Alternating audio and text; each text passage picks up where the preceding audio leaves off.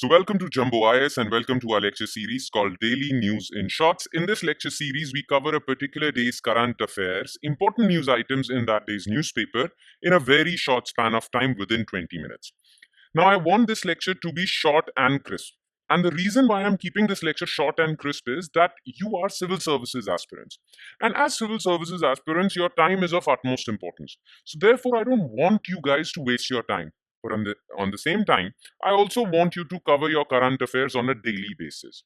So, therefore, we have brought this lecture series so that you don't miss out on any current affairs that are important from the perspective of your civil services examination. But you also don't waste that much of your time. So we will cover the entire current affairs, all the important news items in 20 minutes. Within 20 minutes, yeah, 5 minutes plus minus can be there. But within 20 minutes, we'll focus on or we'll cover all the important news items. Okay. So today we are going to be covering September 23rd, 2024's newspaper, and the important news items featuring in today's newspaper are as following. So let's take a look at the topics of the day. There are 5 topics that we need to focus our attention on, though no doubt today's newspaper featured many other news items as well. But we won't go there because those news items are not important from the perspective of civil services examination, from the perspective of UPSC examination. Okay, from today's newspapers, I have shortlisted or selected these 5 topics, and I have selected these 5 topics on their probability of featuring in UPSC or state civil services examination. So make sure that we do not get distracted. We focus our attention on only these 5 topics. All right? Okay. So topic number 1 would be presidential elections in Sri Lanka. A new president has been elected in Sri Lanka and no one was expecting him to be elected. He's a new guy. Out of nowhere, he got elected as the president of Sri Lanka. And his policies are going to have implications for India. Okay, so what would happen to India because of this new election? We'll talk about this. Then India and USA signed a very important semiconductor agreement. Some people are saying that this semiconductor agreement is as important as India-USA civilian nuclear deal was. Okay, so it is very important semiconductor agreement. We'll talk about this. Then, as you know, Prime Minister Narendra Modi is in USA, and he's in USA to attend the Quad Leaders Summit. So Quad Leader Summit has concluded recently, and what were the important highlights of this Leader Summit? We'll talk about this. Then we'll talk about Hilsa Exports from Bangladesh because recently Bangladesh has cleared Hilsa Exports to India. Now, what is Hilsa? Why these exports are important for India? Why these exports are important for India during this time of the year? We'll talk about this. And while in USA, India also signed another set of agreements called IPEF, Indo-Pacific Economic Framework, Clean and Fair Economy Agreements. So India signed another set of agreements. These are those agreements. So we'll talk about this. Okay, so let's straight away jump to topic number 1, which is presidential elections in Sri Lanka. So Anura Kumara Dissanayake of Marxist Janata Vimukti Perumana party's broader front, the National People's Power, won the Sri Lankan presidential elections and is set to be sworn in on Monday, September 23. This is the guy. Okay, his political party is Marxist. All right, and he won the elections. Now, India's High Commissioner in Sri Lanka, Santosh Jha, became the first ambassador to meet Sri Lankan president-elect. Now, in these elections, Sri Lanka voted for an outright anti-establishment candidate. None of the established candidates who were famous, were from famous political parties, none of them won. Okay, this new guy from a very new political party, from a very little known political party, this guy won. This means that Sri Lankan people wanted to vote for change. Okay, now this election or this person who has been elected president of Sri Lanka, this person or his policies or his views actually pose a lot of challenges for India. Why? First of all, he's a Marxist. Okay, and he is seen to be closer to China. His policies or his speeches have been quite pro-China so far. Okay, so his policies, his speeches, his views have been quite pro-China, which is not good news for India. So what sort of challenges can India expect in future because of this person's election? Okay, Dissanayake, who is a Marxist, is perceived to have pro-China leanings which might jeopardize some of India's interests. Definitely. Plus, India has a lot of interests in Sri Lanka and Dissanayake seems to be opposed to those interests. For example, Sri Lankan Parliament, basically Sri Lanka, in 1987 passed 13th Amendment to its constitution. That 13th Amendment actually provided for devolution of powers to Tamil provinces, northern provinces.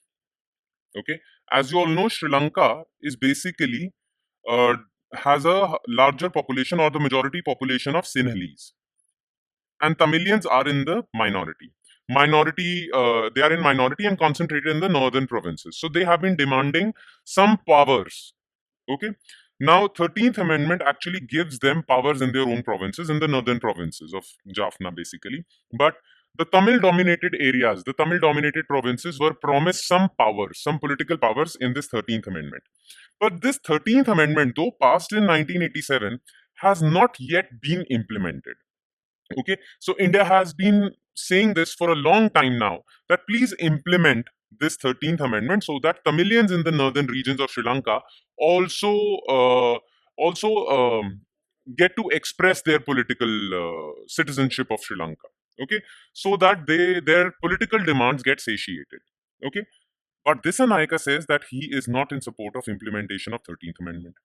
He has also opposed any investigation into the alleged war crimes committed by the Sri Lankan army against Tamilians or LTTE during the civil war in Sri Lanka.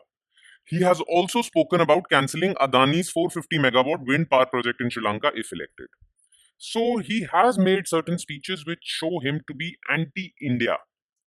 But let's see how he behaves once elected. Okay? Now, let's move on to topic number 2, India US Semiconductor Agreement. Now, India and USA have entered into an agreement to set up semiconductor fabrication plant to make chips, semiconductor chips. And those chips would be used in national security, next generation telecommunication, and green energy applications. So, this new semiconductor plant is going to manufacture special chips, special high tech chips, and these special electronic chips would be used mostly for national security, next generation telecom like 5G, 6G, and green energy applications. In fact, this agreement has been hailed as a watershed arrangement. Why? Because they say that as far as national security is concerned, this agreement is as significant as the 2005 Indo US nuclear deal. Because never in the past has USA shared high tech technology which is important for their defense with any other country or India. It is sharing this high tech electronic technology which is useful in defense applications with India for the very first time. Okay? So this is a watershed arrangement, very big agreement between India and USA.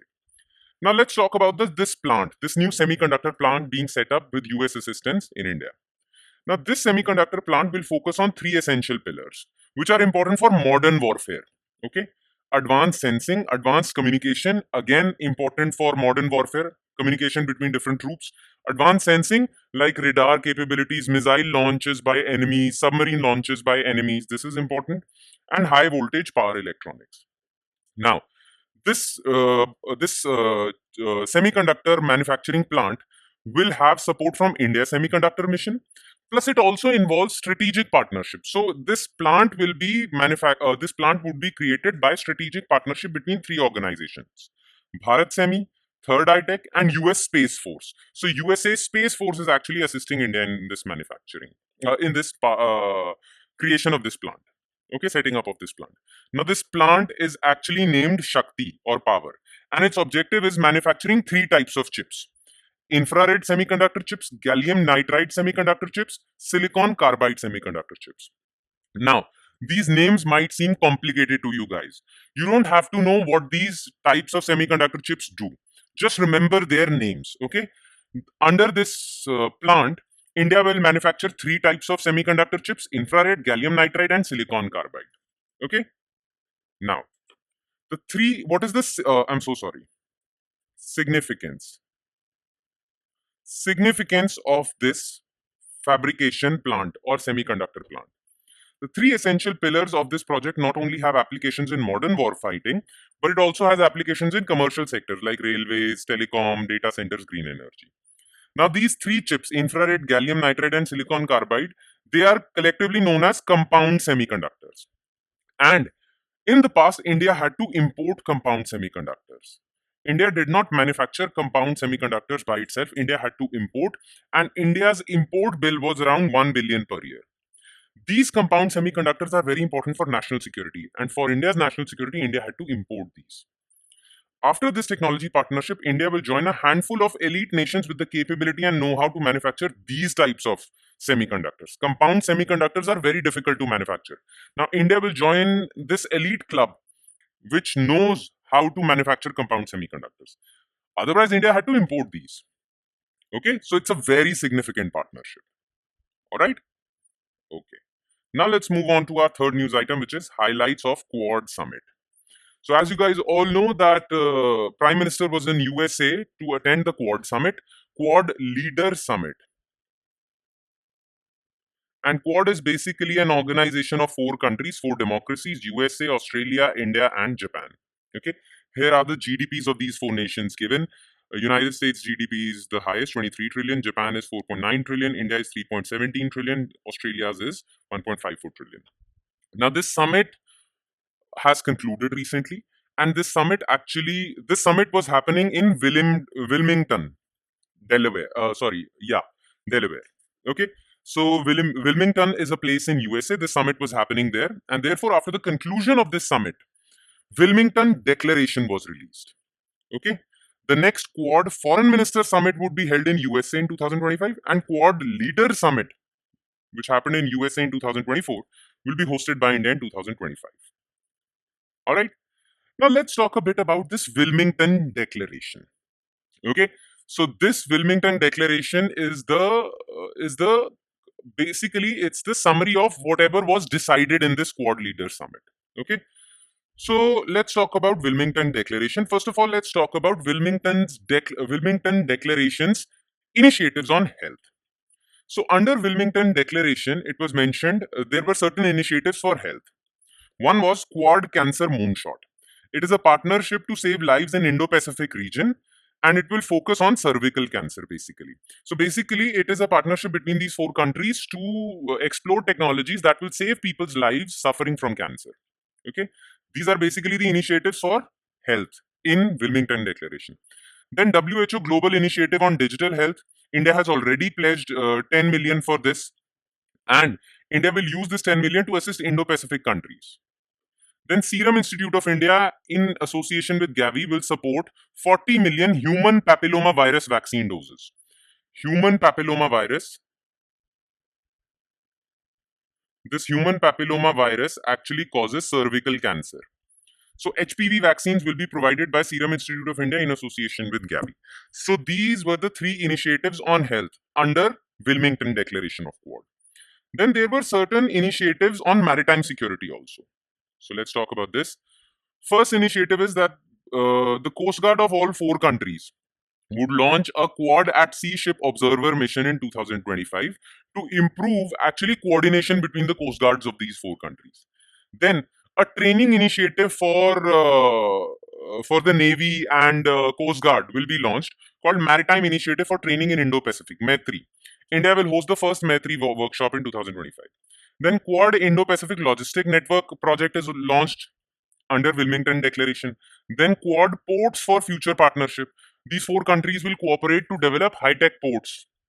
Then these four countries also said that we all four of us support the expansion of United Nations Security Council. Basically, India wants to become a permanent member of United Nations Security Council. So all four countries actually supported the expansion of United Nations Security Council. Okay, so these were the four initiatives these were the maritime security initiatives under Wilmington Declaration. All right, you just have to cram these initiatives. Okay, there is no understanding involved. Just these are just initiatives that you need to cram. Just remember that Quad Leader Summit actually ended up in Wilmington Declaration. All right, now let's move on to fourth topic of the day, which is Hilsa Exports from Bangladesh. So basically, Hilsa is a type of fish. Okay, it is also the state fish of West Bengal.